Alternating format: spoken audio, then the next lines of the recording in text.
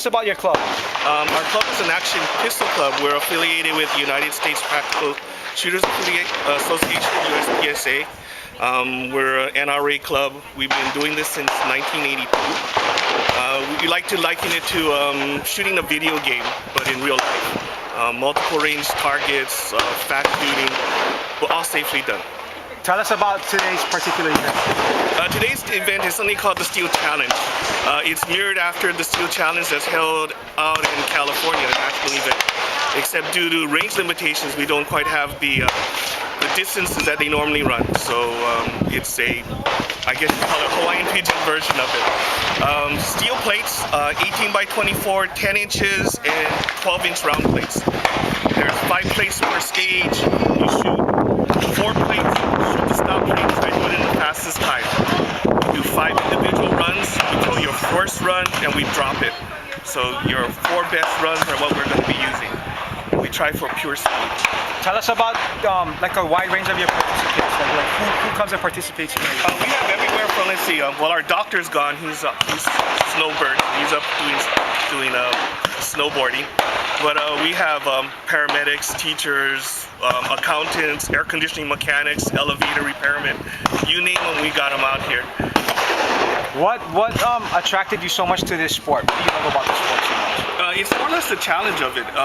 The idea that being able to control a mechanical implement and actually hit a target at distance. With our sport, what you do is you add the increased challenge of doing it at speed. Because you could take an hour to put one shot in a half-inch circle, but can you do it in half a second? From the leather. Right, so basically drawing the gun and hitting your target as fast as you can. Okay, just one more question. You've heard about a possible new range coming up. What would that mean to the shooting community? Well, we're kind of limited as to what we do here. On the mainland, they have a wide range of, no pun intended, they have a wide range of ranges to use. Here, we're limited to Kokohead, and we have a pretty strict policy as to directions in which we fire and even type of targets that we engage. So if a new range does open and it's a venue for us, we'll look forward to it. The problem is that the shooting population is so small. We really don't have a big voice in politics. It's simply a matter that we're this little whispering on the side and everyone else gets the well-lit basketball courts every night and we get jacked. If you guys had better exposure though, do you think that would help your community grow? I don't think so. It doesn't necessarily attract everybody. It's kind of like a paddleboarding. Not everyone wants to do it. Not everyone wants to go scuba diving. Not everyone wants to go skydiving. It attracts a certain type of people that have a challenge. We have a fluctuating membership. Guys come in, they'll disappear for 2 years, they'll reappear, shoot for 2-3 years, and disappear again. And so we move in and out. Our norm is usually about 70 to 80 active participants during the year, where they'll come in and shoot a match and they'll disappear for a month or 2. But I don't think we really attract everybody. We're not Main Street. We're not, on the Main Street where we would have shooting galleries. But it's something that I think some people are actually a bit frightened of. The noise factor, the intimidation of what they've seen on TV. It's a little bit frightening until they start playing. We've had women shooters that have come out, tried it once or twice, and they're hooked. They just gotta convince their husbands to keep bringing them. What is probably one of the limiting factors as well? Like people kept dropping off. Could it be like the cost of ammunition helps like drive up the participating costs as well?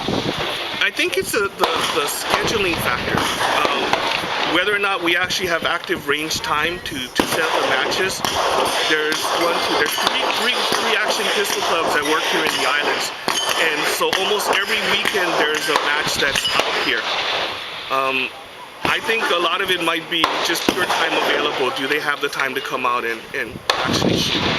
Some people only can give up a week in a month, so that's all they got, 1 week in a month. That's good. Thanks, Keith. No problem. It's good for my business because I'm an NRA instructor, safety instructor, and I'm also a pet trainer.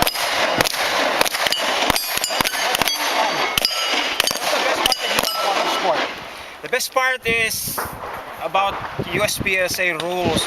We do a lot of moving. We have rifle side mats. We have we shoot by stage like 32 rounds, moving, changing magazine. Not like in the book island, you only stand up and shoot target. This one is very hard to shoot. This is the hardest one I get with USPSA rule. And I shoot to go to the Philippines every year. Oh wow. Since you being from the Waianae side, did you hear about they're talking about building another range on by Kapolei side? Yeah, in the Cancio, they mentioned me as a councilman. I forgot his name. And oh, this is the guy. Okay. I hope so because I live in Waianae. It takes me like 1 hour and a half to come down here. So when they gonna finish this, I hope they will. The added cost. What is it? The added cost if it was? How much cheaper would it be if it was on that side of the island for you? Half, half for my time and the gas, of course.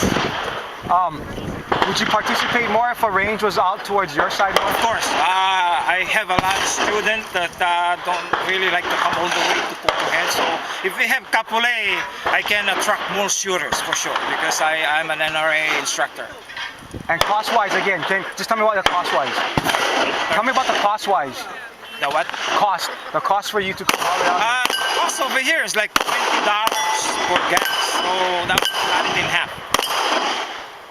So I hope they will finish it soon or they start it or something. Thanks, Peter. Thank you.